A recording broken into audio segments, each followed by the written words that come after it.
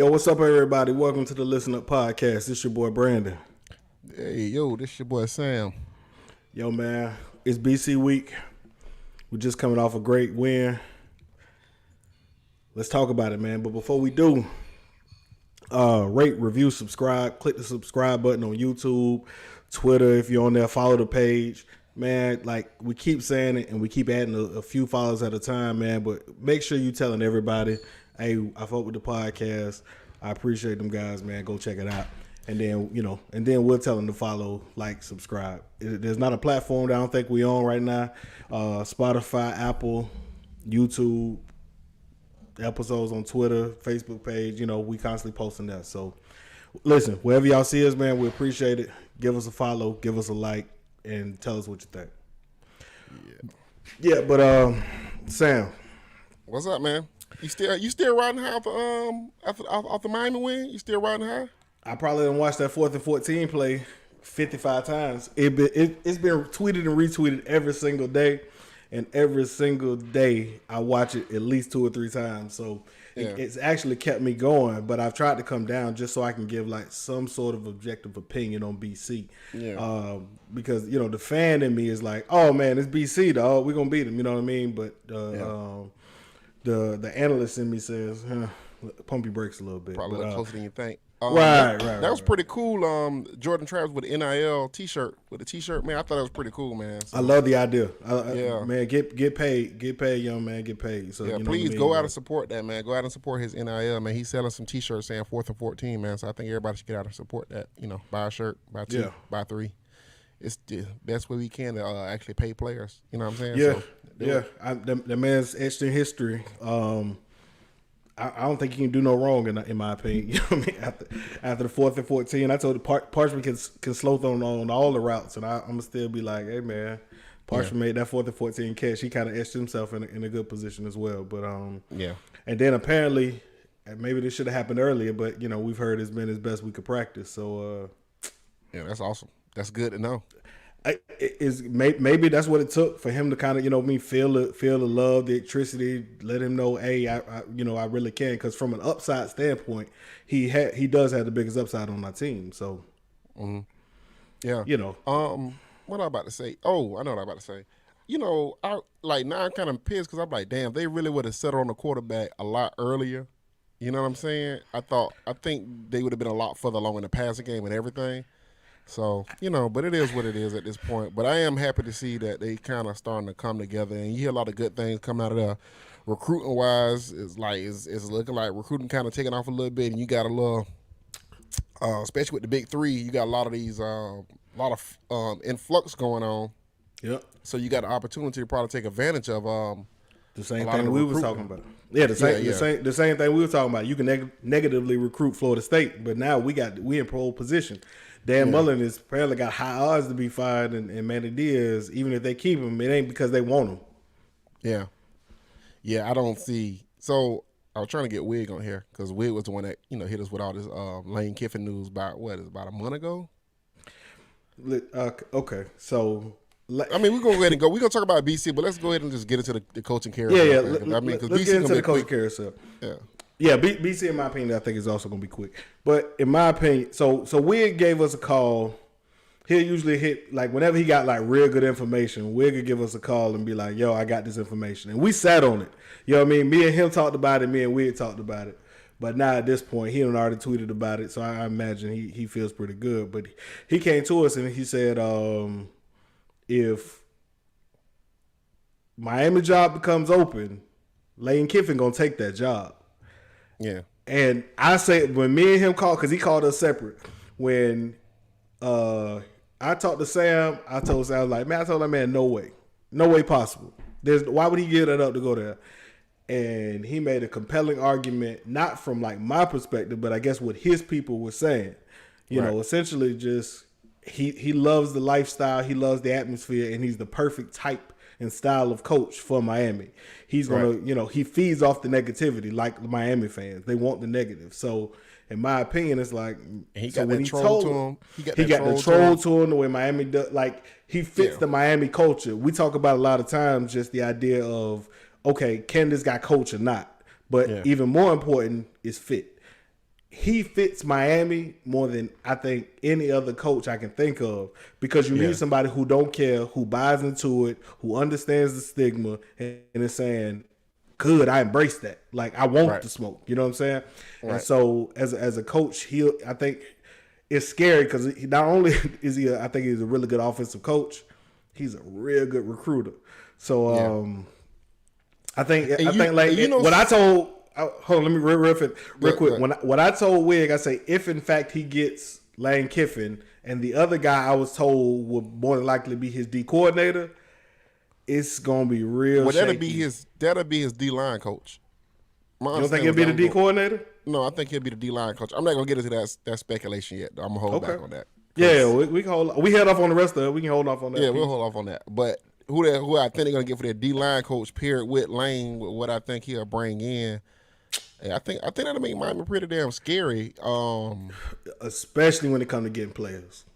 But you know what I do Especially think when it though? comes to I getting think it'll players. make it really good for the state of Florida altogether because a rising tide, rise all boats. You know what I'm saying? So I do think if Miami got better, Florida State would get into a rush to get better, then Florida would get into a rush to get better because you don't want to be getting lapped by your rivals.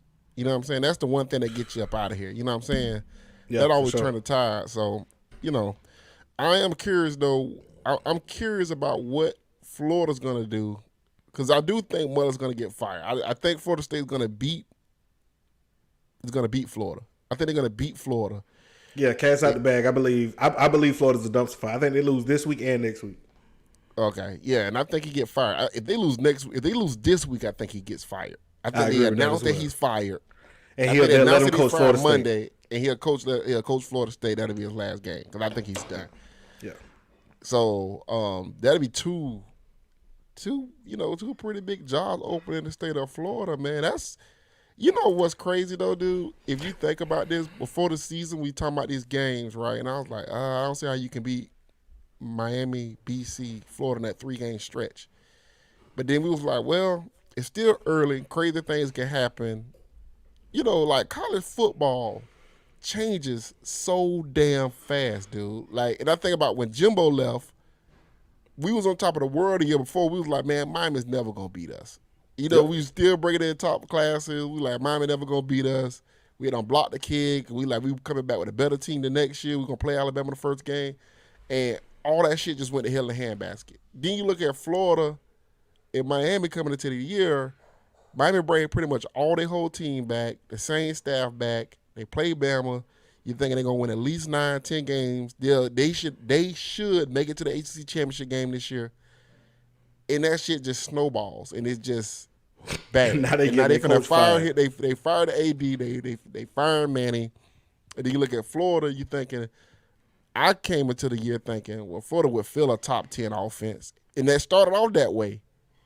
And then it just snowballed on them. You know what I'm saying? And now they're finna fire their coach. It's just like, it's crazy, dude. It's just crazy how college football just, within months, that shit just flips. Like, everything you thought in the offseason ain't even true when you get to the season. Like, it ain't true. You know what I'm saying? It's just crazy how that goes. Bro, I was on the Twitter Spaces with TJ, and he was like, "Well, do y'all think y'all gonna make any coaching changes?" And I was like, I never would have thought I would have said this 3 weeks ago, but nah, I bring everybody back. See, I was you like, would. if- I still wouldn't, but I know you probably would. I still would keep everybody just on a continuity standpoint, whether we believe in Adam Fuller or not. Last season, I thought they weren't listening to him; they were doing their own thing. Well, no, and, I think you should keep. and Adam they was Fuller. also in Rome's scheme. I think I'm you saying should this. keep, Well, who would you fire then? If you ain't, Well, if you keep it Fuller, then who else getting fired besides special teams coach? Well, I would probably find 2 people to fire and add me 2 good recruiters because you're gonna need them. You're gonna need you some dogs now on the trail. If what happened at Miami is what I think is gonna happen at Miami, and what I think is gonna happen at Florida happens at Florida, you're gonna need some dog recruiters. You know what I'm saying? So I would relieve 2 people of their job. One of them will probably be Ron Dugans. The other one will probably be, I think I probably would remove Marv. Or you know what, you can keep Dugan, but you gotta get rid of Thompson, the Chris Thompson. They ain't gonna get rid of Dugans. I'm just telling you what I would. I'm telling you what I would. Oh, okay. Okay. I don't think they. Again, I think they've done enough, and especially if they win the next 2 games, then I think they've done enough to say for Mike Nevada to say I'm not changing nobody on my staff, and honestly, and I wouldn't be mad about it. No, I mean you wouldn't be mad about it, but I would. But what I'm saying is that's the difference when we're talking about like how the seasons go and the ebbs and flows of it. Like a week ago, we would have never said. I mean, if they don't make no changes, I ain't gonna be mad about it. Like we would all been like, no, if you don't do nothing else, you better get rid of Adam Fuller. Right. So the fact that he got me and you basically saying, nah, I keep Fuller. It shows you how crazy college football is. You know what I mean? Because again, it wouldn't have been that. But I give credit where credit is due. I will not lie to y'all. If I think it's hot, I'm gonna tell you it's hot, and if I think it's not, it's not. And in my opinion, either Fuller has adapted to this group very well, or Fuller is on the job training and getting better by all the people around him. Don't know which one it is. I'm just telling you. Well, I think the staff is getting better because I think they got a better idea of their personnel, right? So I actually think the staff is coaching better, right? It's coaching better. Is what we were saying in the beginning when everybody kept talking about analytics. We were like, them analytics, okay, those analytics are great, but we know for a fact they're not coaching well. They're not coaching their players well. They're not putting them in the right position.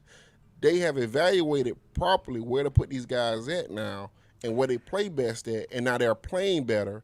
And I think a lot of what Fuller problem was defensive back-wise, I do think moving those young guys in and putting Robertson in a safety position, at that deep safety, changed a lot, right? So I was just going to say that. I would say the biggest move that says to me was we're playing our biggest game. It's our rival. I'm going out here with freshmen. I'm going out here with Robinson. I'm going out here with Cooper. Right. We've seen enough of 7 and 27. Like, we've seen enough of these dudes. Ain't no point in us out here trotting these guys out. Excuse me. Also making the move, Akeem Dent to safety. Well, he was already at safety, but he thought. Well, honestly, I'm gonna be honest with you. They had him in coverage. He was in coverage a lot. Sidney Williams, I know he was technically a safety. Sidney Williams, they really miss. That dude he does fit what Fuller wants to do with his safety, right? So they really miss Sidney Williams. But I think Akeem Dent is playing better because he's at that position. He's done it now for what? 2 years now almost. Right. And so that's what I'm saying. So at this point, as a coach, it appears as if you developed, and one of the things I said on the last podcast, I'm going to say again, when you're playing your best football at the back half of the season, that's what we ask our coaches to do. That's exactly what we ask our teams to be, playing their best football at the back half of the season. Now, again, if it could all go out the window. They can go out there and get 30-0 to Boston College. I don't think this team will. I don't believe they had that in them. But it could change. But I don't believe it will. Like I would be more shocked if they went out there and got 30 to Boston College than if they won. You know what I'm saying? Like that. Yeah, I'll be more surprised at that. And I don't think. Matter of fact, I know for a fact I wouldn't have said that in the past. I'd have been like, oh, it's very well possible. Well, I think you keep Fuller. I still would. But I think you can keep Fuller, keep those guys in the same scheme for another year. I do, but you need to find some recruiters, man. One or 2 guys. They off-field guys though are making up. Them off-field guys are making up for stuff though. Yeah, but we finna go through a landscape change. You're gonna need all dogs on deck. You know what I'm saying? If what happens, you're 1,000% correct. I'm talking more for what they got going on today. I ain't gonna lie to you. I'm rooting like hell for Lane Kiffin not to be in Miami. Like, I don't care what Ole Miss has to pay him or offer him, how many people they want to, give. Like, hey, you got a staff of 45, like whatever it is, give him that Mel Tucker deal. You know what I'm saying? Like, that's what lets the coach know, all right, we serious. And Ole Miss ain't really out of the realm of winning the championship. They were real close when they were cheating last time. Real close to when they were cheating last time. Didn't they beat Bama? Yeah, but they still lost like 3 games that year. Yeah. Right. Anyway, I mean, I'm gonna get to these questions. I'm gonna get to these questions a little bit later, y'all. While everybody's here, man, make sure y'all hit the like button. I'm gonna get to these questions. I know y'all throwing a lot of stuff right now in the comments. I'm gonna get to them a little bit later. But I see Well, I think Lane. From everything everybody keeps saying, dude, he don't want to live in Mississippi, and and being the only job that would worry me, to be honest with you, would be LSU, right? So because I think LSU, I think he fits at LSU too. I think he fits at LSU too. So, but we'll see. I don't think he do. The people in LSU, like them country folk. Yeah, Country, but New Orleans ain't too far away from there.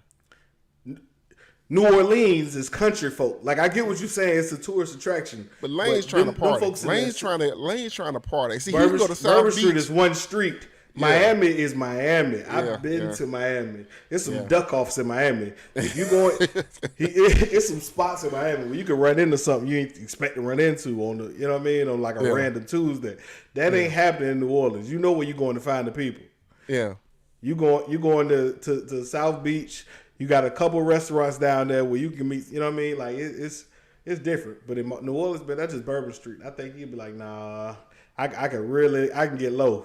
Yeah, you know what I mean. I watched the Jeffrey Epstein documentary. You know what I mean? He want to be able to duck off. Like Lane want to be able to duck off and do what he want to do. Them dudes had police in their living room.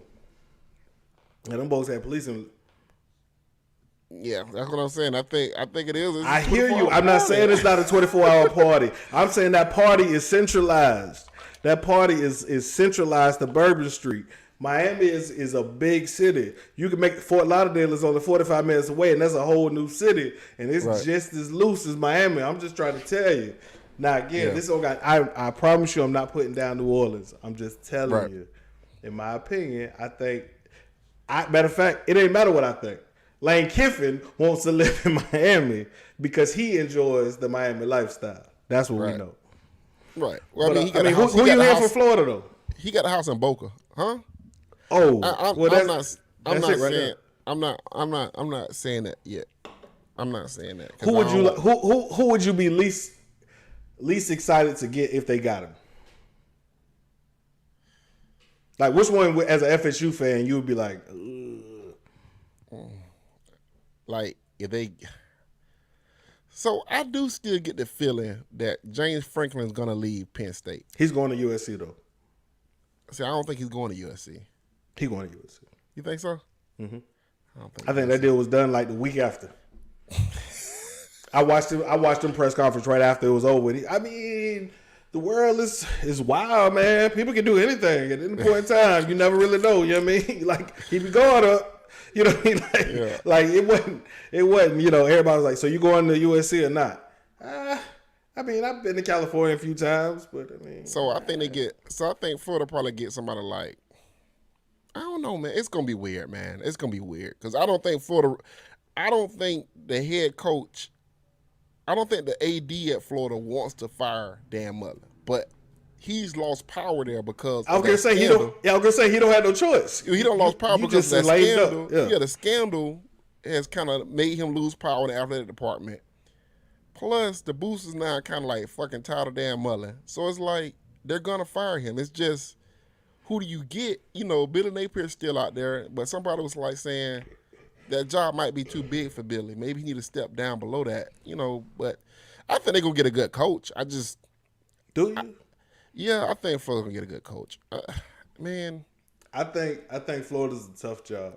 That is a tough job. But all these jobs are like that now, though. You only getting 5 years now at these jobs, man. That's why people keep saying, "How long is this coach gonna stay?" I'm like, dude, if your coach gonna stay until they don't want you no more.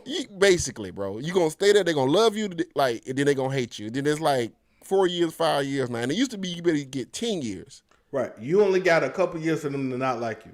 So if you hot, you better stay hot. The moment they don't like you, you got 2 years because now we making decisions. Like, that's how it is. So I'm glad, boy. Novell was getting real close to that line and teetering on the edge, and now it look like they like him at the right time because now you're going to the next season. Novell was never going anywhere this year. It's next year is going to be, well, not next year. The year after, in my opinion, going to be the year that people talk about it. Me and you disagree on that. I think if he had finished with 3 wins and none over the rivals, I mean, everything and a loss to Jacksonville State, I think everything's on the table. Everything's on the table if he'd have won 3 games this year. Yeah. No, that's what I'm saying, and that's where it was looking. So that's what when I say, it's a possibility. Hey, listen, man, it don't matter. LSU getting Joe Brady. I think that's a done deal. We ain't got to talk about that. You think Joe Brady going back? I don't think that's happening. I don't think Joe going back to the college. I think they're gonna offer that man head coach NFL money, which they are, and he gonna be like, "Well, I can go here." And again, you don't pull players from Louisiana. Yeah. One thing we know for 1,000% certainty: if they are in the state of Louisiana, they're going to Louisiana State University. Yeah, if you want them, you can get them. Yeah, like you getting who you want in Louisiana. So, in my opinion, I think he's saying the pathway to that championship ain't difficult. We got a one. Yeah. We got a one. Well, not one. We got a 2-3 team schedule. We win these 3, we can win. Yeah, that what's the Raleigh, the LSU? They ain't gonna like that. That's not what they like in LSU. Well, yeah, but I do think it's legit that he's a legit candidate, and I think I don't know if he'll take that job. If I was him, I would take that job though. I would go from Oklahoma to LSU. It'll almost be, and I say almost. It'll almost be as bad as Randy taking that. Not Randy. Taking that Texas job. I don't know who the fuck. Who took that dog in Texas job? Who coached for the Tom Herman? No, man. Anyway, it's a bad fit. All I'm saying, I can't think about it now. You think Riley a bad fit at LSU? I do. I think Riley's style ain't Louisiana. What made Ed Orgeron so great was he is Louisiana. Like, Charlie Strong. Thank you, brother. Boy, can I have mouth or not? Charlie Strong was a disaster at Texas. But what I'm saying was he never should have went. Like, he was a disaster before he ever stepped foot on campus. And so that's what I'm saying. Like, sometimes he should have waited for that Miami job. We don't disagree. I'm just telling you, I think Lincoln Riley steps foot in as the city slicker. Man, Riley would win a national championship at LSU in 3 years, and he'll be in the NFL. And by year 4, year 5, he'll look at their last 3 or 4 coaches. All of them felt a whole lot different than Lincoln Riley. That's all I'm gonna say. Mills just made a great point. Look at that. Saban nor Miles was Louisiana. Bro, they going to win championship. Man, but they also, you know what I'm talking about. Are Saban nor Miles, are they Lincoln Riley? I had my green screen up. I'll put up a picture of Lincoln Riley. Man, please. But anyway. All I'm saying is just look at the dude. The dude don't look like. Jimbo's name is Jimbo. Yeah. All I'm saying is there is a, do they want the city boy to take over in Louisiana around a bunch? He got to still recruit and talk to those, not the people giving the money in Louisiana regardless. But you get what I'm saying. All right, I'm getting some of these questions before we get to the FSU little part because we got like another 20 minutes. Question. Make sure y'all like the pod. Make sure y'all hit the like button on the pod also. Clausen, Fickle, Riley out of Gainesville or Riley. Fickle, see, that's another name. Fickle's another name that I keep forgetting about. But Dave Clausen, I think Dave Clausen is Jim Grove. I think he's a guy that's going to be at Wake Forest until he retires, dude. You know, I don't know if he want to. Some people just want to coach college football and be left alone, man. How much he making, right? Like, you look at it, right? You say, I don't have no expectation. I can lose here. I can win here. As long as these kids graduating and I don't have no scandals, I could be here for the rest of my life making $2 million a year. I'm straight. Yeah. Or I can go get fired next, you know what I mean? Or I can go get fired in 2 seasons because I'm a disaster over at Florida. Yeah. Nah, I'm good on that. Yeah. Okay, and the other question was, I forgot. It wasn't a question. It was a statement. It was about Papuchis. You keep Papuchis because he's a good recruiter. I mean, he is a good recruiter. Now, some of these guys he don't recruit, they got to develop. Some of these DNs got to develop. But, I mean, the defensive ends are playing. I mean, they transfers, but they're playing good. The transfers are playing good. The special teams is Sean Fuller, the limited time we saw him, which I'm glad it's limited this year. I know he would probably want to play more, but at the end of the day, he's playing behind 2 damn good, defense ends. So he'll take those lumps. Yeah. I mean, Quayshawn Fuller in the limited time we saw him look like he had improved or taken another step. So if he takes another step next year, I would keep it. I ain't gonna lie though. If I was FSU, I go hire that guy Luke Pascal from UMass, Walt Bell's brother. at a wide receiver coach and let him coach my special team because he do a damn good job coaching special team. He was good at North Carolina. He good at UMass coaching special team. So that's a guy, if you want to make a move and he can recruit too, that's a guy I would go look at. But, I don't know if they'll do some shit like that, but that's some shit I would do. That way I can get run dudes off my staff and maybe get somebody that can develop wide receivers. But yeah, I mean the defensive ends are playing pretty good. I don't see why would anybody have a problem with Papuchis other than special teams is bad. But you know what? Though? Mike Norvell supposed to be a special teams guy too, so he got to take some of that blame too. You took the words out of my mouth. I was gonna say if he's not doing a good job, then take it back. Yeah, you know what I mean. I don't think Sarkisian's actually doing. I don't think he wishes he didn't take the Texas job. I think that this is his first year. You got to get some guys out of there. You got to evaluate your situation. You know what I'm saying? We'll see what Stark is next year because sometimes the first year can be a little bumpy when you're trying to establish a culture and establish a mindset and establish where you want to do things. I'm going to hold judgment out on Stark for right now. That's my opinion on Stark. I don't got it anyway. Yeah, I was going to say, I ain't got nothing on that. I agree. I was reading comments. Yeah. But somebody asked, was it Corey, what's up with Demore Tate? Probably never going to play here. I was going to say, nothing. You know what I mean? So we have not heard his name. Nobody mentions him. Nobody talks about him on podcasts. He's practicing on the practice squad. Okay, so he's not playing. So he's not playing.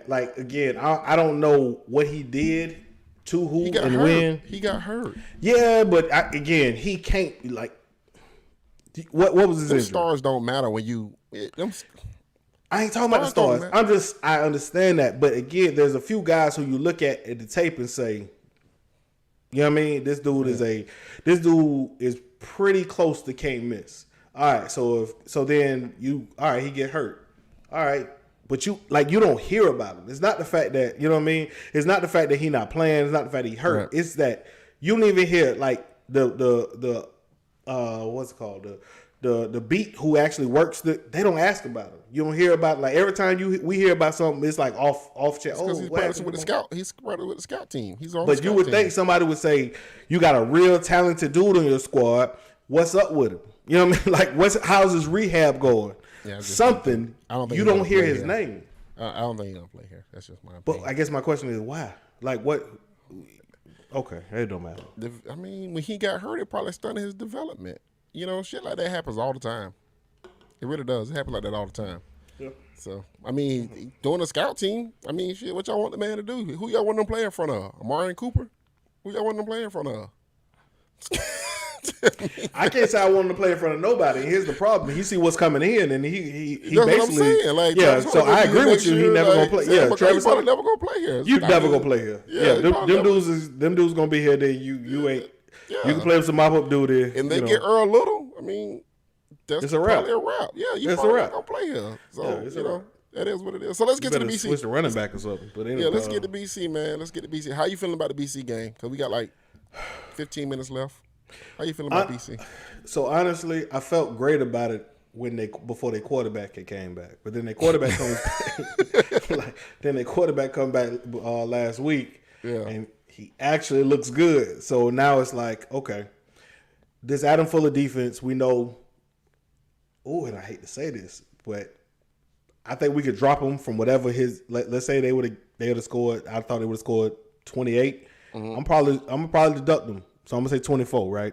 I think Florida State's defense may be able to get enough stops, turnovers, interceptions, or whatever it is to be able to say to take away the fact that I give them 3 scores and a field goal. You know what I'm saying?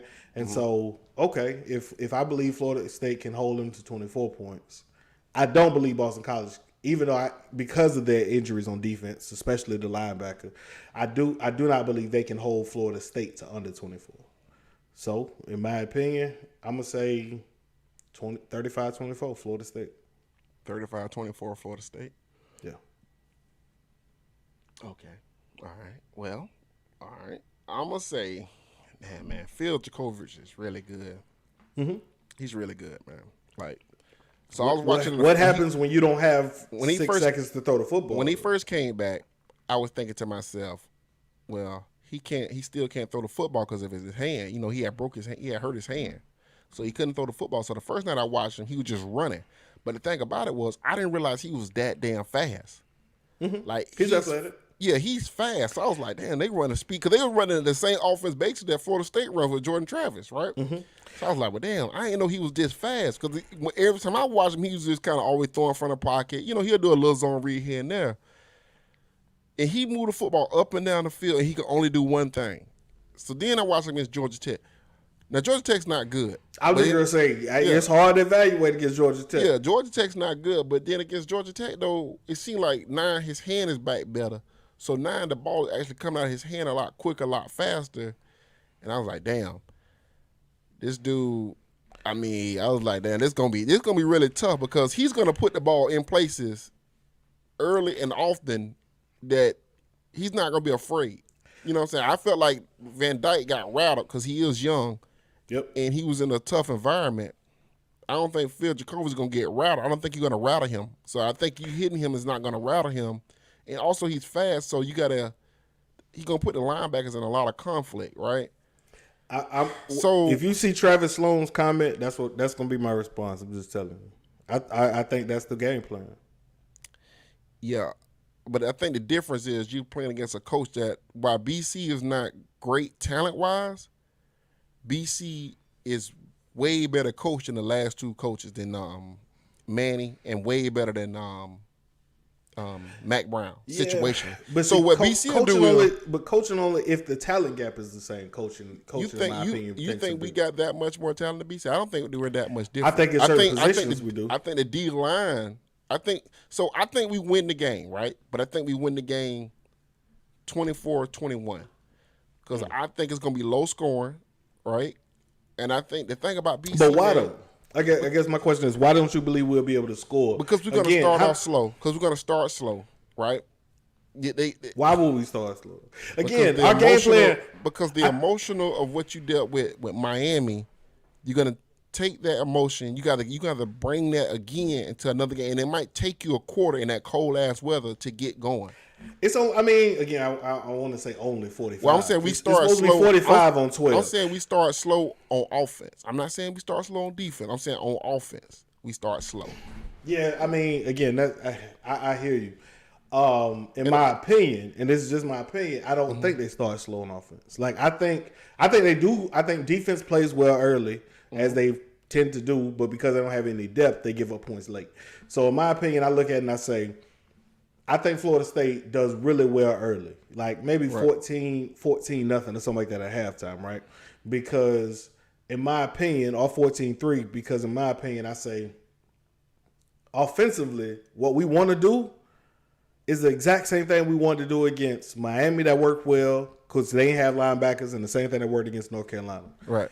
So now, all right, well, I think we're going to be able to score. Not necessarily at will because they're going to be fundamentally sound, but you're going to be able to get some plays on them, right? So now you get up to an early lead. Your defense is absolutely going to slow them down. If nothing else, they're going to slow them down early. Right. Right? And so I think you're going to halftime 14-3, you hang on. You know what I mean? Like, they're not going to shut you out in the second half. I don't think we that bad. But, I think maybe not even 35-24, but 28-24 maybe. Take away a touchdown. But somewhere, again, in my opinion, it's either – no, I'm going to stick with it. I think they score 5, including one maybe on special teams or, short field, pick six, something like that. Okay. I think it's 21-24, so we'll see. We'll see how that works out. Yeah. I do think we win, though. I think we win. I think we play Florida. I think we beat Florida. Florida fires Dan Mullen. Yep. I think we go to a bowl game. We could possibly win the bowl game. That puts you almost at 7 wins. With 6 wins, you're going to be playing somebody you should be favored in beating, in my opinion. Right. Yeah, you should be favored. You should be favored in beating the team if you got 6. If you're 6-6 from talent wise. I gotta be honest with you, Brian. I don't. I'm not really big on like Disney Hollywood stories and stuff. I don't. So how they may rally around Woodby. Yeah, I don't even know if they even know Woodby even played for Florida State. Who knows, bro? Brian, I'm assuming you joking. I listen. Hold on. Let's just take. I'm gonna take what Brad said. If they somehow rally around Woodby, and that propels them to beat Florida State, I'm gonna star as Woodby in the movie. Like, that's how far fetched I think it. Like, I will go out and audition for the Woodby inspired. What would the name be called? Like, I think they would. Like, I mean, like, I don't understand. Yeah. Boy, Brian say Woodby go to inspire them. Hey, Bruh. What you hating If on? Woodby inspired them, boy, I'm gonna go out here. I'm gonna be mad. Like, one of the Facebook pages midway through like the third or fourth quarter when we was losing, changed their Facebook page to fire Mike Norvell. Yeah. And apparently Facebook won't let you change back, you know what I'm saying, into whatever you want the name to be. So now for the next like 35 days, he got to be firing Mike Norvell after the win. He had to issue an apology. Yeah. Another thing, BC is also ranked number 22 in red zone defense. So that's something else. What's the best offense BC played this season? I don't know, Randy. Y'all act like y'all. You know what? I'm looking at BC schedule. I can see everybody's on a real, high. So no, bro, I told you. But see, I don't want to get into this back and forth because then I come off like I'm the hater. You know what I'm saying? Anytime you definitely the hater. You definitely. It's like, oh man, he just won't let us live. You know what I'm saying? I told you, you keep telling folks they don't be no Santa Claus, and I keep trying to tell you to stop saying that. That's the problem. It's not that. I've told you since we known each other. I've told you, bro, you gotta quit telling people they ain't no Santa Claus. So they fought off Colgate in the Raiders, right? UMass, the fighting Walt Bells, which they gave up 28 points. Mm-hmm. They had a good defense. Not a great defense. Okay, so I don't want you to hear me. Now remember, they quarterback. Then they played Temple.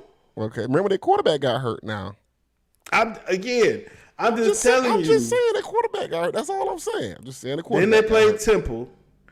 Then they played Missouri. Then they played Clemson, NC State, who rolled up 33. They played Louisville, who gave up 28. They played Syracuse. They only gave up 28 in Louisville? They gave up 21 in Syracuse. And they gave up 3 to Virginia Tech. So all I'm saying is, of those offenses, would our offense not be the best one outside of maybe, North Carolina State? They didn't even play weight. Not yet. So you say North Carolina State did us? Who would you say is the best offense? What I'm saying is, I thought Louisville is probably the best offense they played against. Okay. They lost that one 28-14. Right. All I'm saying is, I think if you go in that same game plan that you did against North Carolina, if Sam Howell want to beat you, let him run all over the field. Keep him from throwing the ball, drop everybody. If he gets 8 yards on the third down, we'll live with it. All right. But both of us got them winning. Both of us got them winning. We both definitely got them winning. Okay. Sam believe it's a little closer. I think it's 24-21. Win one for Woody is the name of the Woodby movie. Win one for Woody. Y'all funny, man. Y'all are funny in this app. Win one for Woody. Man, Brad, I promise you, I'm gonna be so mad if somehow they come out, they win, and after the game, they hold the Woodby over their shoulders, boy. Hey, before we jump off, man, I just want to ask you a question, man. Let's do this. What's going on with your Lakers? Y'all done? I mean, we sticking forks in y'all. If we wait for LeBron to come back for y'all, be done. Period. I mean, you know what time it is. Because I'm be honest with you. You know the defense don't get better. The defense normally don't get better when LeBron come back. It usually get worse. No. The defense ain't gonna get better, but their scoring will get better. Like right now, they don't have anybody who facilitates the offense. Like here's the one thing about he makes himself valuable, like at every spot he goes to, right? Like that's one thing about LeBron. He like, make himself this is overvalued. This gonna only work if I'm in the middle of it. If y'all do it without me, y'all are gonna look stupid. And so basically out there looking stupid. And so when LeBron come back, watch, they'll roll off 12 straight. It's gonna be like, dang, they don't won 12 straight and blah, blah, blah. And they're going to be LeBron for MVP, and it's going to be that type of foolishness. So all I'm saying is it's just, it comes along with the territory. Like, they do this thing with, they do this thing with LeBron, man, where they, LeBron does this thing with his teams to where he makes himself, you know, I'm the key to this puzzle here. And it's been my problem with him for the longest. But it is what it is. I think they done, bro. I think we can go ahead and stick a fork in them. And you know what? I'm be honest with you. I kind of thought when they got Russell Westbrook, first I like, this is the dumbest thing in the world. This is terrible. But then I thought about it, I'm like, well, damn, when they don't have LeBron, they don't have nobody to actually bring the ball down the court and facilitate and make things happen. So maybe they were thinking, I'm gonna get LeBron. Maybe I get Russ. And then if I get Russ, we can let Russ do this while LeBron take time off, right? But I think that our listeners are funny as shit. But I got a text message of Woodby dancing in the locker room from one of our listeners. Just I'm like, it's a wild video, man. Our listeners funny, man. But no, I agree with you, man. Like getting Westbrook was dumb. Because again, as a person who will follow LeBron his whole career, surround that man with shooters. He gonna drive. He's gonna create lanes. He's gonna make a layup or he kicking it out. The team's gonna usually have good ball movement, and so you surround him with a bunch of 3-and-D guys. They can win it. Yeah. No talent guys who can hit an open three and play solid defense. That's what it was in Miami. It was LeBron, Wade, and a whole bunch of 3-and-D guys. Your job is to play good defense and hit the open three when I decide I'm passing to you. They need to win about 10 for Bron because he old.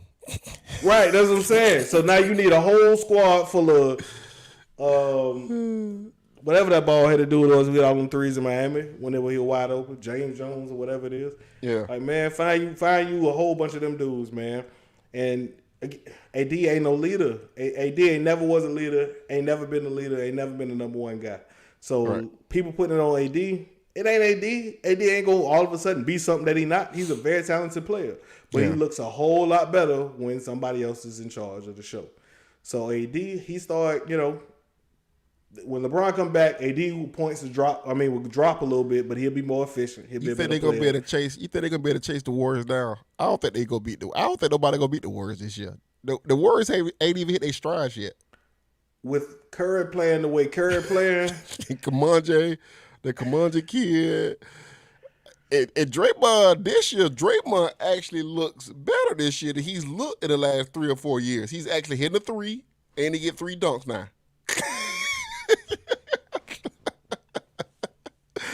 I don't think nobody gonna beat the Warriors, bro.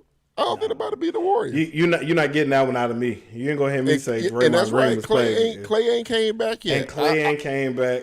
Listen to me. I think Warriors gonna be real tough. And with Kyrie Irving on protest, I mean, like, you know what I mean? Kyrie Irving live on PTO, so like, you know what I mean? Like, he using up all them days, and he ain't coming to save him. James Harden, I thought that clip with Bomani and Nick Wright, I thought that was like, Jordan Poole, they back to being about 8 to 9 deep now, man. They got that's what I'm saying. They got a whole bunch of guys. They don't rebuild it. They were dogging. My daddy was dogging Steve Kerr all sorts of last year because he a Warriors fan. Why can't they? Yeah, why can't they? I've seen them do it right along 73 and 9. You know what I mean? Like that. Like you know what I mean? Like prime LeBron went 7. You know what I mean? Like I don't see why they can't. And again, who gonna stop them? Like when Steph is going, it's a problem. But if Clay get back, Steph and Clay, it's a problem. If you put Steph and Clay on the court with Wiggins, Poole, and then you got Draymond running the point basically. Chicago Bulls is that story we was talking about. The win one for Woody. I mean, Travis, That's the win-win for Woody story, bro. Miami, like every year, the East does something like this, where one team comes out of nowhere and he be like, "Dang, Yeah. the Atlanta Hawks done won like 60 games and in first place, and then LeBron sweep them." Yeah. They be like, "Dang, Toronto Raptors, man, they got the best record. They gonna go all the way, and then LeBron sweep them." That's what Chicago is, except for they ain't like instead of LeBron there, KD is gonna be there. And so KD gonna sweep them. Like so we appreciate the Chicago Bulls showing up to this dance, but I'm gonna be honest with you, dog. KD gonna have a field day with that there. It's just how it works in the playoffs, man. Like there ain't enough talent on there. And my Bulls is getting things done this year, so I'm excited about my Bulls coming. And we appreciate their contribution to the regular season this season. Yeah, but we gonna be in the playoffs this year. No, y'all is, and y'all gonna get beat. We making the playoffs this year. Y'all gonna get beat. We gonna get beat in the first round. Okay, all right. That's all I wanted you to acknowledge. We going to the playoffs. That's what we going at. Listen, the Lakers going to the playoffs, man. Y'all got an outside chance. Y'all may not make it. Listen. All right, y'all. I'm finna bring y'all a recruiting expert in here, man. So I know, Brandon, you can get off if you want, but I ain't know how long you want to stay. But I got a recruiting guy for y'all. Y'all can ask all your recruiting questions. The man, the myth, the legend. All I gotta do is get this thing down. I'm sorry about that wig. Hold on, recruiting expert. Who you got coming up? I got you up here about a lot of these. No, this is the coaching expert. This the one. Yeah. Hold on. I didn't know Brandon was here. Hold on. I gotta get me a drink. Hold on. Oh shit! Right. If I could get this damn thing down, Brandon. Oh, my man say he gotta go fix a drink. I'm finna go grab one too, man. If I can get out of here, I'm in my little. I'm kind of trapped in here, man. The way this desk set up. Hold on, see, now the show getting all loosey and goosey.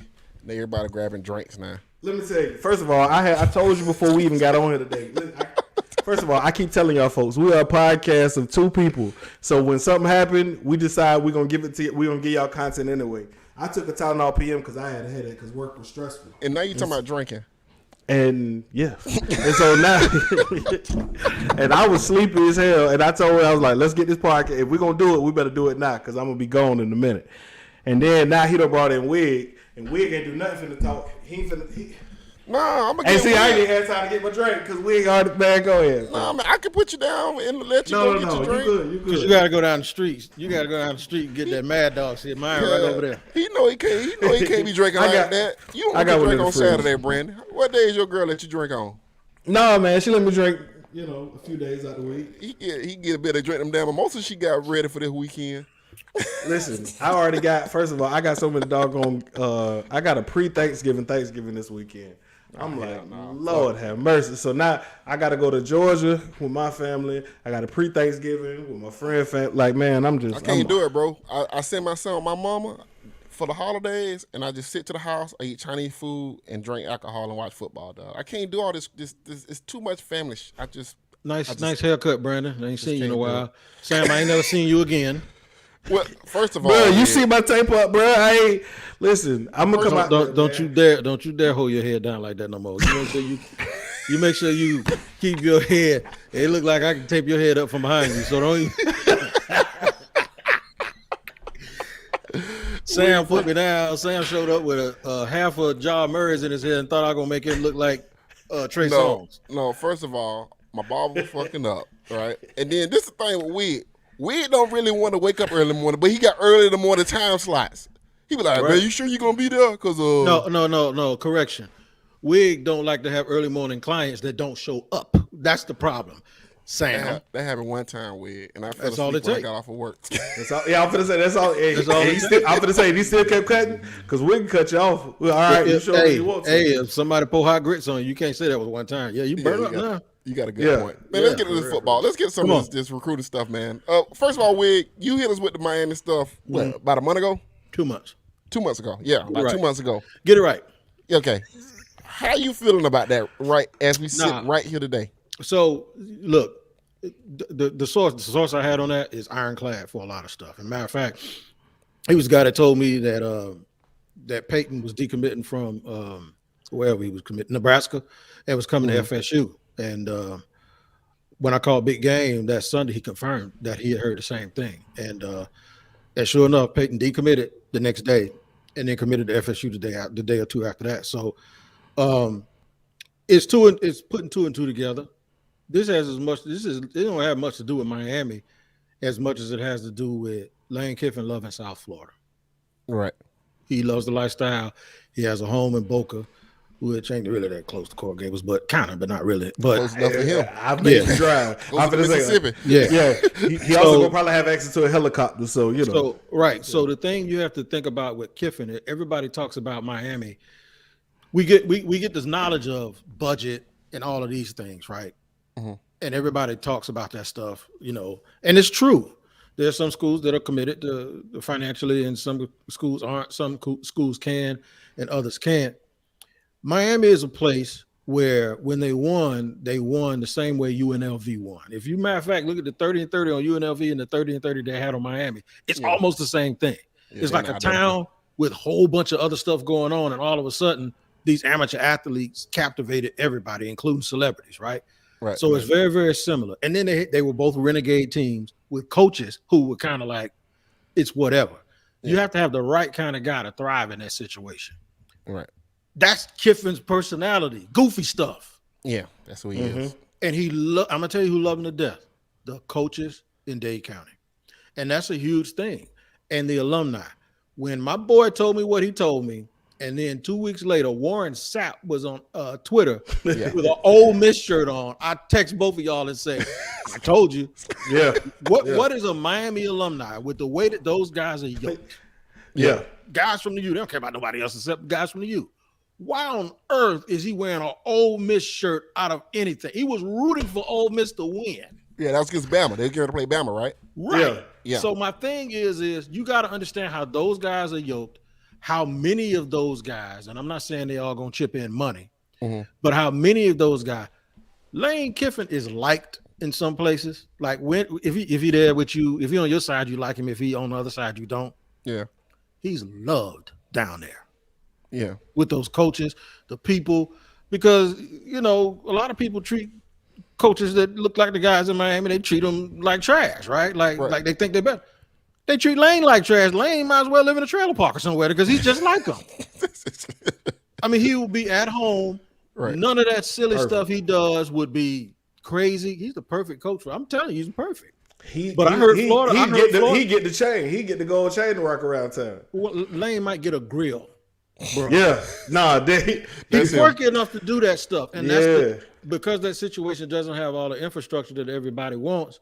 It's a perfect situation for a dude that sound need the infrastructure. I'll beat you in a parking lot. That's how he's yoked. So I was thinking about this infrastructure thing. I was telling somebody because they were saying, "Well, if they don't get Lane, who do you think they will get?" And I told somebody, if I'm Miami, I think you should target an NFL type guy, a young NFL, somebody that don't give a shit about all that facility infrastructure shit. Because NFL guys kind of don't really care about that type of shit. The danger in getting anybody else, and obviously, you know, you have to always keep your mind open, right, on stuff like that.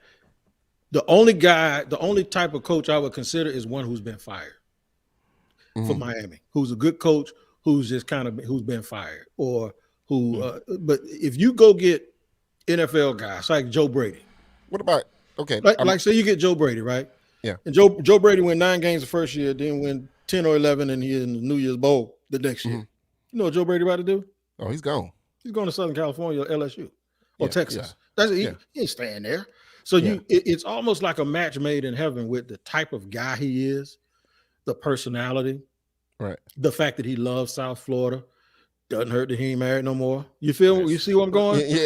It's lifestyle. The only thing is Lane or a guy like if Kingsbury got fired. It's somebody like that, or an African American coach who get there and stay. Yeah, who get there and stay, just like a coach that. What do you think about Ken Dorsey? If they went down that road, Ken Dorsey, quarterback coach at Buffalo. No, I think that's it. You need more. Don't have a swag. No, you have to have a swag, but you also have to have. Lane has been in charge of 4 programs, right? And with the Raiders, he got a chance to see the trouble. Then he saw it again at SC after he left Tennessee. I think all of those things at some point That's sand in his pocket. That's stuff that'll allow you to deal with anything and everything that might happen in Miami. Tackett will take it. Tackett will do well down there. I don't know if he'll ever win it, but Tackett would probably do well in South Florida. I'm not being facetious. I'm being dead serious. Whoever I know, I hear you, and I don't even disagree. But I'm telling you, they hired William Jerome Tackett. Right, boy, they gonna burn down. They gonna burn down that. I've seen the stadium. I know what part of town. You're right. You're right. They gonna burn that stadium down. I'm just saying. Remember what I said. Guy who's been fired. Yeah. African American who ain't looking to leave, who would be ingratiated in the community, who's willing to stay, and who won't use that as a stepping stone. I'm gonna tell y'all a story real quick. Well, a lot of people don't know who Bernard Wilkes is, right? Bernard Wilkes is a legendary basketball coach here in Jacksonville at Reball. Yep. He's the Corky Rogers of high school basketball in the state of Florida. He passed away as well.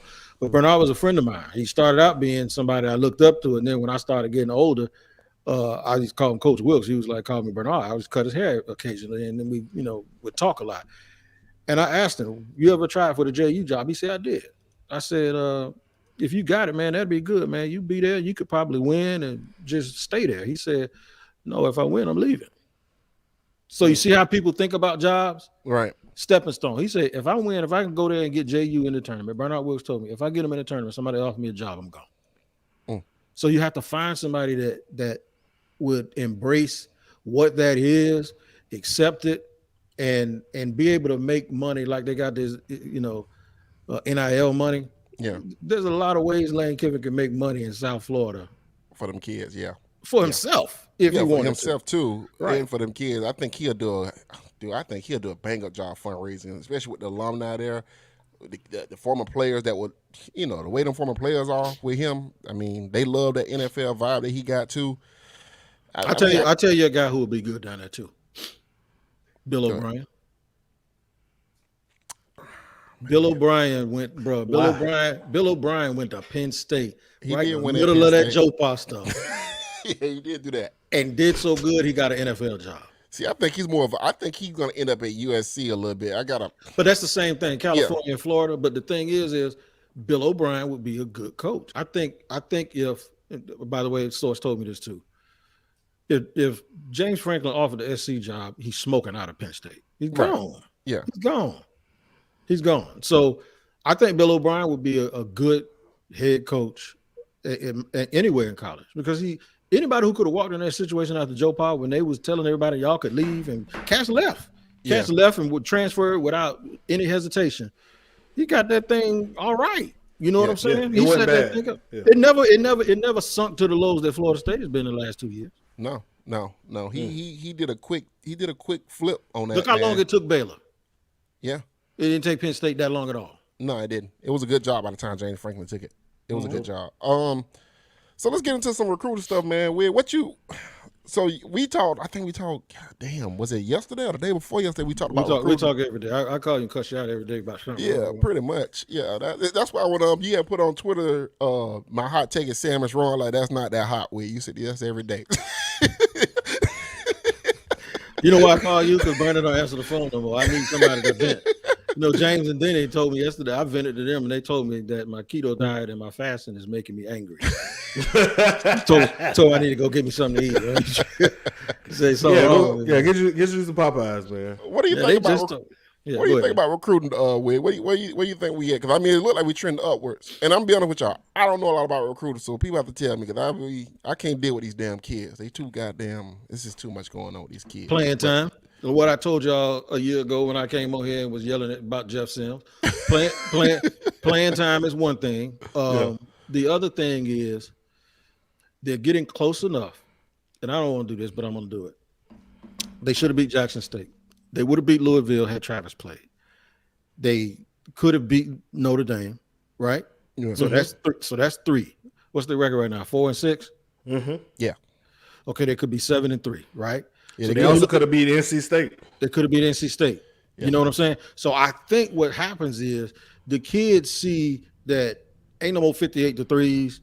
Right. There's no more 55 or whatever to Miami's. Mm-hmm. There's no Notre Dame running for 775 yards in the first quarter. There's no. You see the improvement, and now a 5-4, 5-star recruit sit there and goes, "I can be the difference." Right. it'll work if they had better. If I was out there, Yeah. it'll be different. Now, make no mistake about it. Travis Hunter has a lot to do with it. They say, "Oh, he going? Yeah. And he want to go too?" Yeah. And the biggest games at home, Notre Dame and Miami, the place was full. The kids saw the true experience, and they saw the team fight, and they saw the team. They were like, "Man, I could do this." Right. They really saw what Tallahassee really is, and that's a testament to the fans too. Because I was wondering about the Miami game. I was so happy when I saw the stands full the other day for those kids, because that showed them that, man, we will be here if y'all show up. Right. Yeah, I was listening to somebody talk about they went to Florida, Georgia. They had been to Alabama, Ole Miss, but they were saying there was nothing like Florida State, Miami. They said the atmosphere was just different. That's pure hatred. They say, They say it's so. They would say it was so much more electric that the fact that he chose to bet on himself on those 2 weekends. Because I was talking to my pops about it, and I was like, I don't know if it's a good idea to put all your eggs in this one basket against Miami, and I think Miami may be better than you. Do you want to do that? But again, we saw it with Notre Dame, and now we see it again with Miami. And you saw it last year against North Carolina at home. Correct. But the times where he feels like he has a good pulse of the team to say, I'm gonna bet this one. This is the game that they're gonna really show up, because it's something else that made Tallahassee great though. To be honest with you, just talking about college town, it ain't the day of a game, the day before a game. That Friday night, oh my God, dude. I mean, and with fam, with fam right there. I mean, that Friday night, dude. You 18-year-old kid, man. You can have a damn ball. Shit. 18, 52. Yeah, no, I'm saying. I was gonna say I ain't been back to Tallahassee since we ain't talking about top flight. Since it was the top flight life. well, let me be forthright and honest with all of y'all. I have been to one Division college football game in my entire life. Really? Army Navy, when I worked for the radio station. Outside of that, because of my profession, I'm always working, and it's hard to spend $700 and miss out on $500 when you can just stay home and make the $500, and when you have responsibilities, and before with all the kids, but now it's just a matter of I'm kind of heading towards retirement, and I feel guilty sometimes about doing it. I already go international 2 or 3 times a year and go to DC and do other stuff. So I really just have to pick. I was going to go to the game in what was the last game?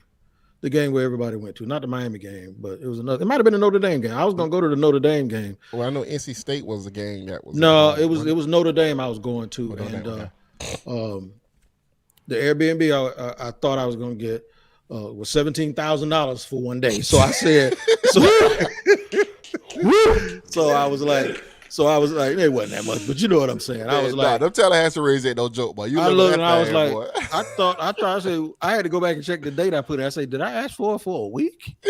And they was like, oh, hey, look, I heard somebody go, Uno, one day. And I was like, yeah, I will go spend $17 on some Tito's and I will go home. That's what I do. So what you think about Marvin Jones Jr. and Earl Little? You think they coming? You think we get your post of it? We get one and we probably gonna get the other. Here's the thing with Earl Little. He ain't scared of competition, but that kid, that corner that decommitted from USC is probably going to Alabama.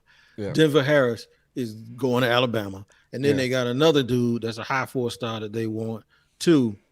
That's the thing about Alabama, man. They'll have a guy, like, for instance, I heard Sam McCall doesn't have a committable offer. And he's a 5-star. Right, I heard that, yeah. Yeah, that he's like, okay, well, we might. And so that it might bode well that Earl Little has even mentioned the prospect of playing with Travis Hunter and with Sam McCall in the same. The one that I think we might actually get is Kamari.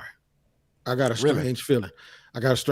Because when you start looking at guys like, first of all, it ain't done yet, but Tyree West is big. Yeah. That's the NFL defense. That is Eddie Goldman. That is that guy. Okay, make no mistake about it. But Georgia got 2 other DTs ranked ahead of him, and then they got 2 more they're warm with, and it's like, man, he made it sound like he was happy that he was number 1 on Florida State's board. It was like they said, I'm number 1 on their board, and I think that makes him feel, real special. Yeah, yeah. So when you're another recruit and you see Travis Hunter and you see Tyree, and you're like, wait a minute now, Kevin Coleman. Oh, Duffy. Yeah, you like wait, hold up now. Don't mention Duffy right now. I'm kind of mad at Duffy, but Yeah, I know. but that Parsons kid ain't bad though. Let me that tell Parsons you, kid look. Parsons looks good. Yeah, but let me tell you, I would do backflips if they end up with Little, Jones, Kamari, and Kewonta Goodman. If they get that 5-star tackle, everything's gonna start spinning now, and it's like, okay, so we cooking with hot grease, and we're gonna be able to line up. Now, most of those dudes ain't gonna contribute that much next year, but then if they get a couple of transfers in, what you're gonna start seeing is competition stacked on top of competition, and that's what you want to do. That's how you have to be. You go into that 24 season with a legit shot to actually win the ACC. Think about this. Yeah. Think about this. I think 23 because that's something else. I said 23. I think yesterday. Yeah, they was this close to Clemson, bro. You get those kind of dudes, you gonna beat Wake Forest. Yeah. Well, Wake got a senior laden team this year. They're gonna lose a lot. So but I'm saying whoever that team is that's gonna be like that, you're gonna beat them, and you're getting closer to Clemson. You done beat North Carolina 2 years in a row. So the thing is in Miami, ain't no telling what they're gonna have coaching wise, and then they got about 2 people left in their recruit class. But the thing is, they get lane though. They get lane with TVD. But they got to find some wide receivers though, because they losing the wide receivers. But and the other thing is if they get Lane, is late in the process, so he might be like Willie and Michaelin was their first year, just put together whatever you can. Yeah.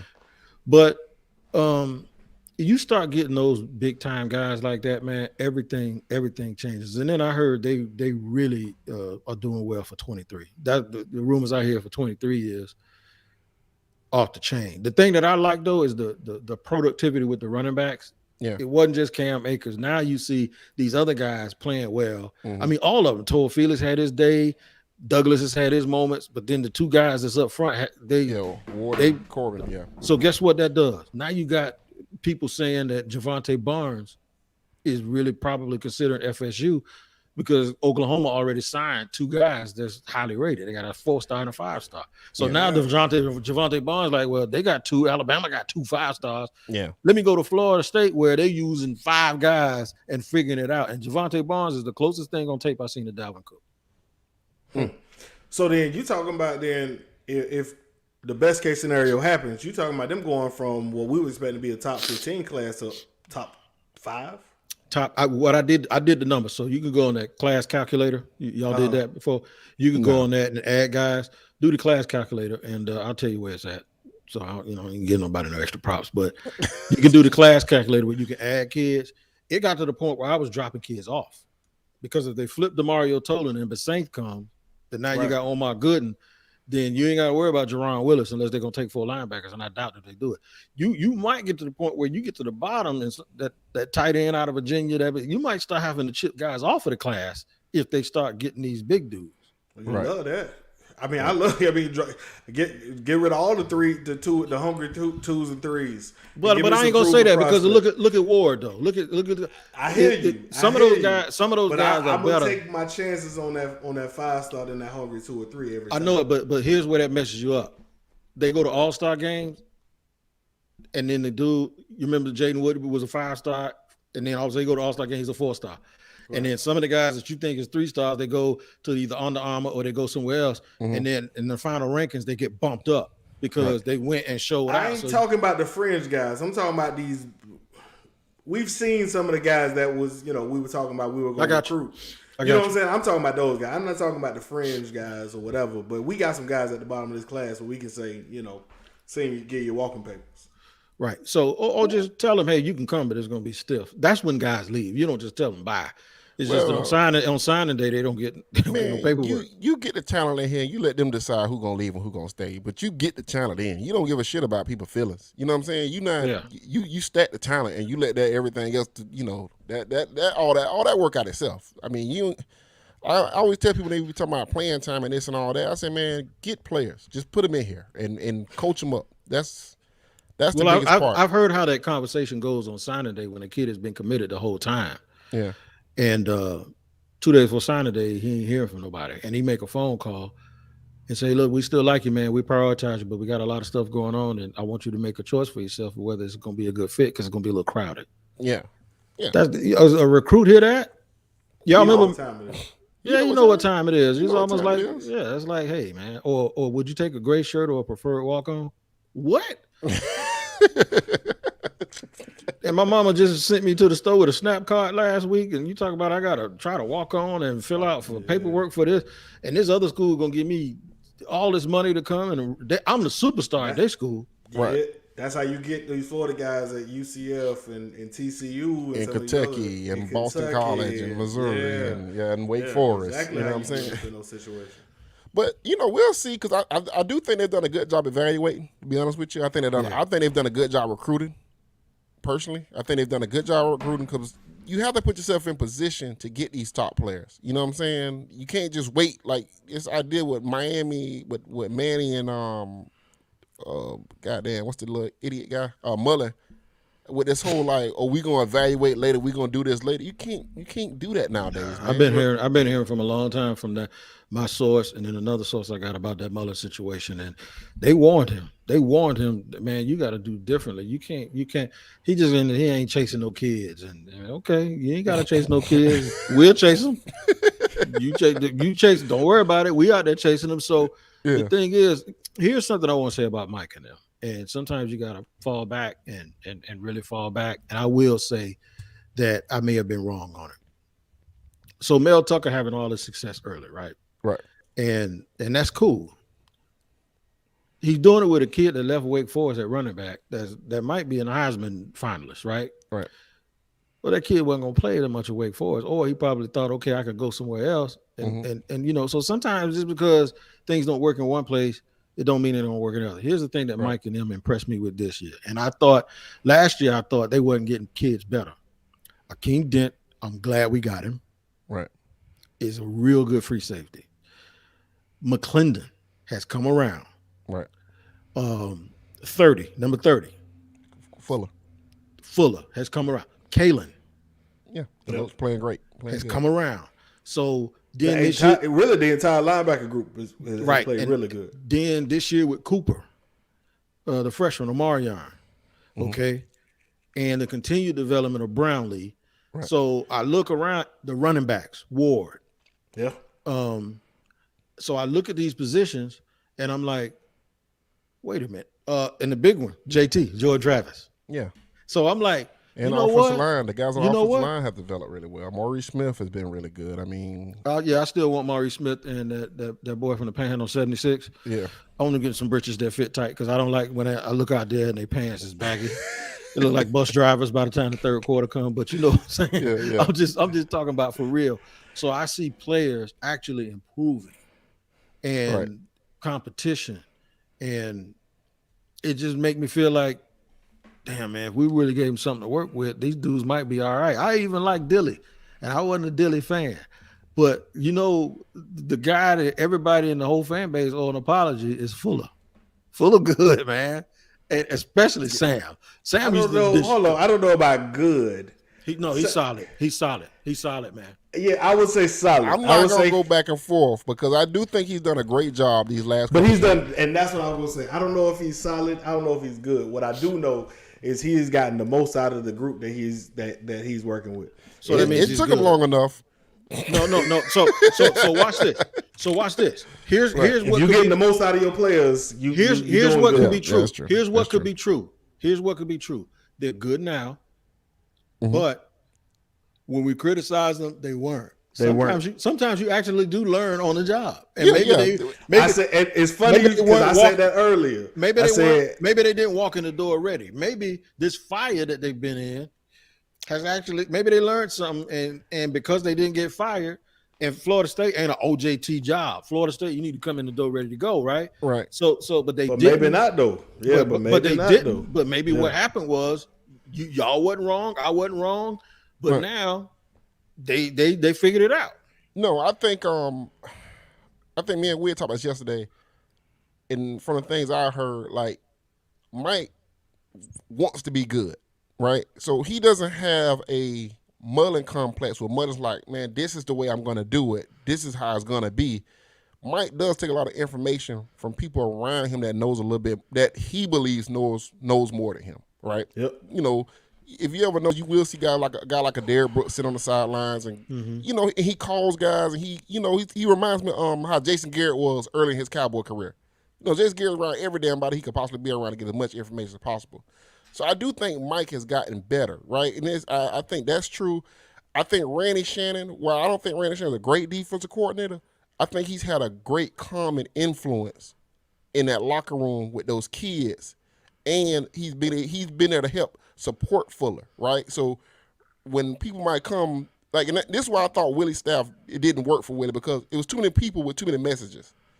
But with them, when they come to Randy Shannon saying, hey, man, just trust what Fuller's asking you to do, right? And then he can, piggyback off of Fuller. And sometimes having a staff together on message, and even if it's 0-4, even if you're 0-5, if that staff stays on message and nobody panics, eventually the kids say, okay, let's just do what they're asking us to do.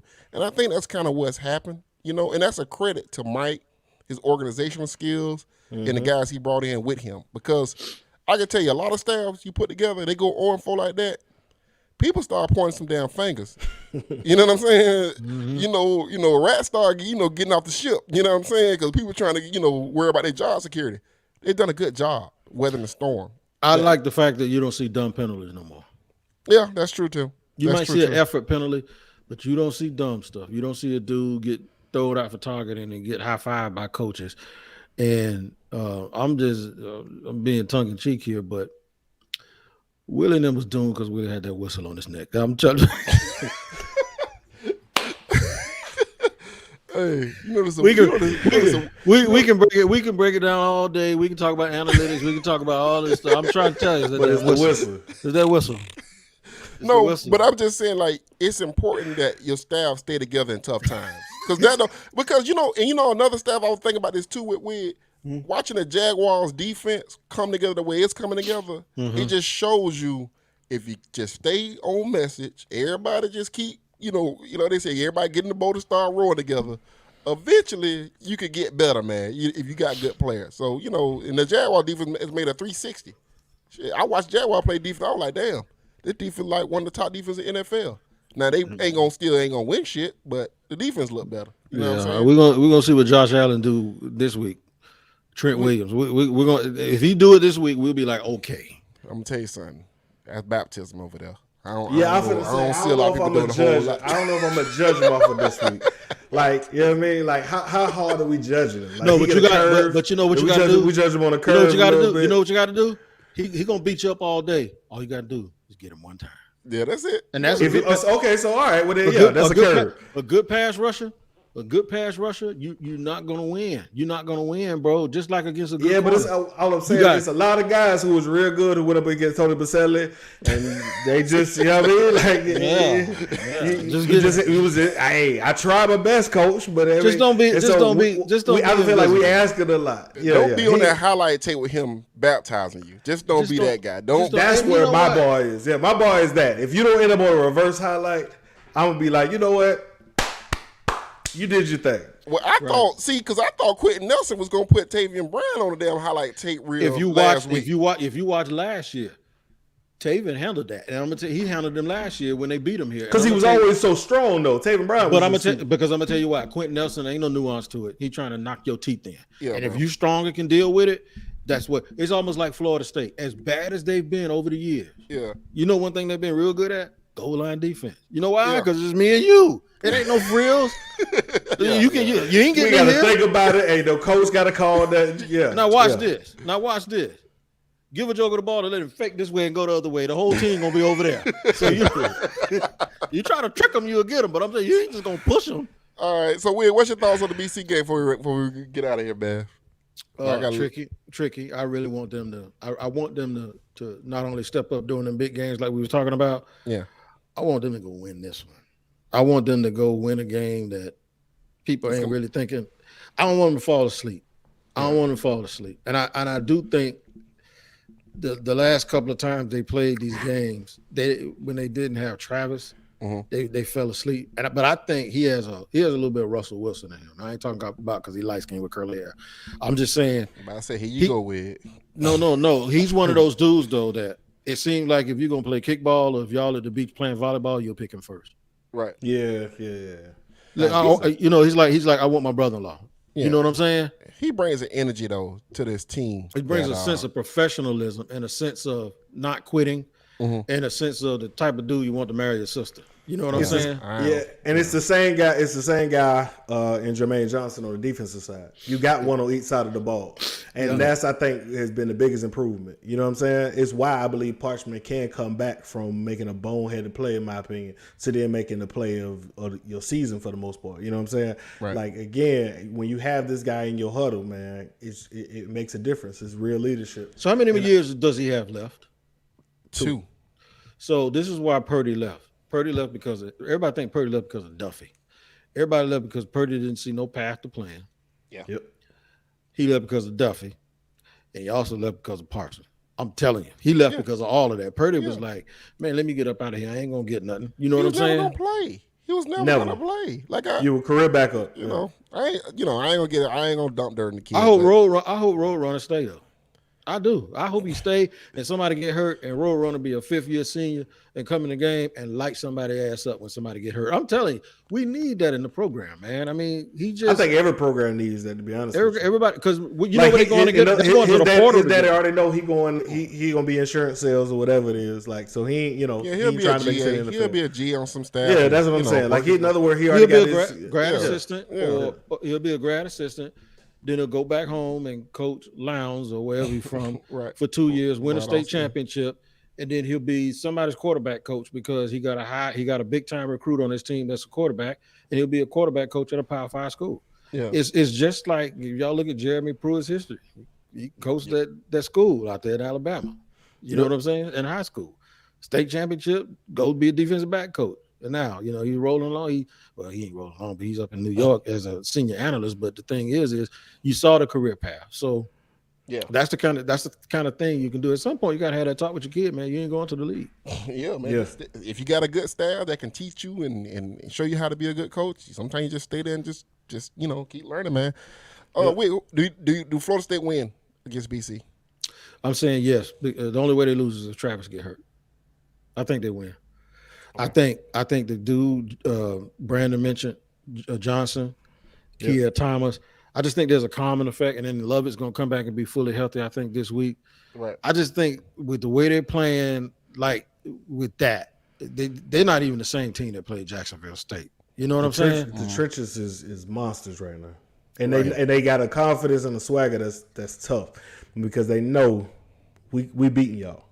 You know what I mean? Jermaine Johnson got to be on 12 right now. He know I don't care who y'all line up in front of me, I'm beating them. Hey, Wig, Jermaine, somebody compared Jermaine Johnson to Kayvon Thibodeau, which I was like, that's not a good comparison. But is he a top 10 pick? Because I thought he was the top 25 pick last week. I think he's a top 10 pick. I don't think he's top 10 because when I look at the guys in the top 10, I don't put him there. So if he blows up the Senior Bowl, he could do what Phillips did at Miami, 18, 19. He's not quite as long as a Phillips and a Thibodeau. That's what I was looking at. But he's I don't know about his arm length, but the dude at the Senior Bowl that I follow, and by the way, I applied for credentials for the dude raving about him. The dude talks about his feet. Yeah. And the fact that he is 6'5". He's 6'5", legit. 6'5", 260. But those quick feet are gonna help him.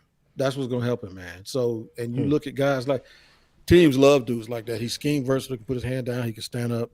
Yeah, I could actually see him at the top of the second round coming to Jacksonville. I literally just gonna ask you that. I feel like he's a good fit. I think he's a good fit for Jacksonville. I don't think he falls the second round either, but I think I don't either. But there's been a lot of guys like Joe Tryon that fall to the top of the second round that we didn't expect.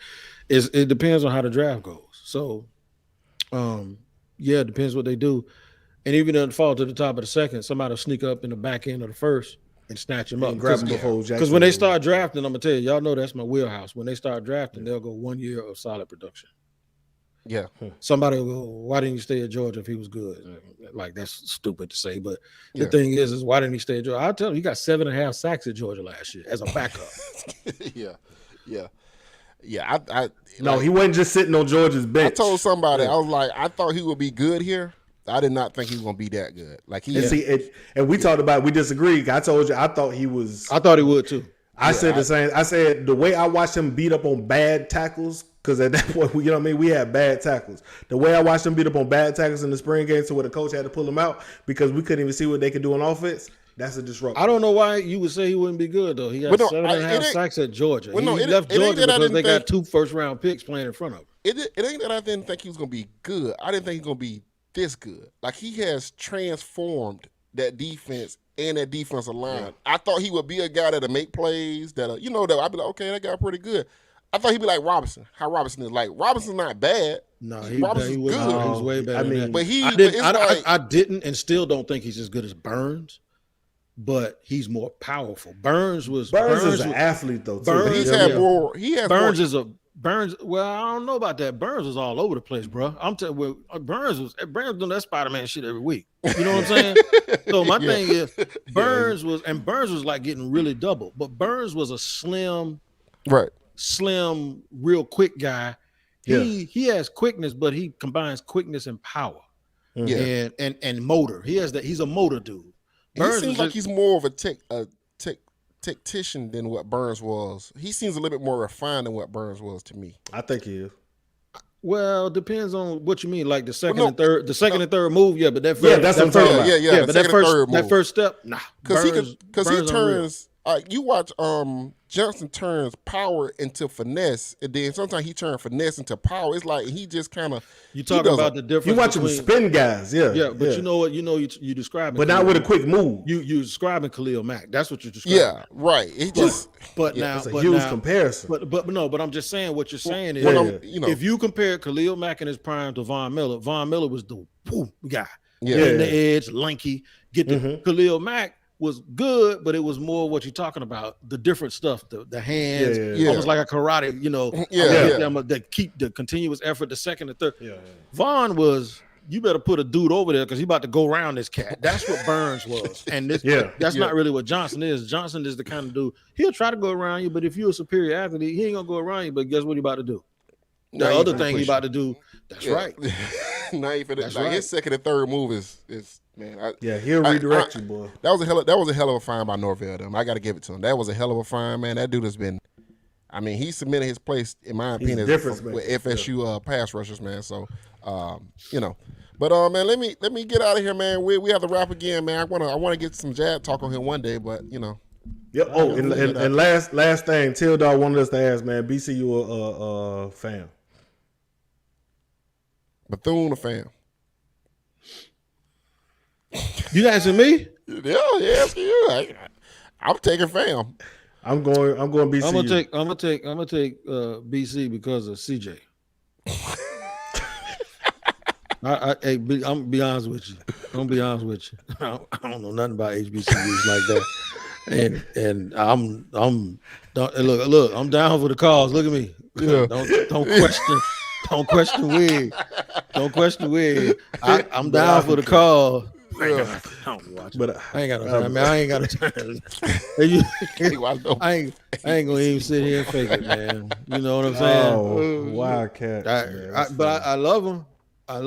I do, but I ain't got time to watch enough of the stuff that I'm supposed to watch. So I don't really be. I'm like, hey, look, though, but don't get it twisted. All right. Yeah. I'm right there. Oh shit, well, you crazy, man. Something wrong. All right, man. All right, man. Y'all boys be easy, man. Sam, stay off Twitter talking all that noise, man. Stop making up. You be making up shit to worry about. That's I just be tweeting, right? I just be tweeting out a bunch of thoughts, and then people be like, I had a dude come, man, here you go with this Miami shit again today. Here you go. I'm like, dude, I'm not finna hire the coach, man. I'm just a guy. You ain't got no influence on what they finna do in that huddle, but they swear. My deal be filled up like, bro, I'm not an AD. I'm just a guy with a 3-year-old.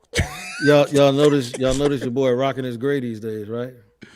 I see that. I see. Joker told me I look like Bishop Greenleaf.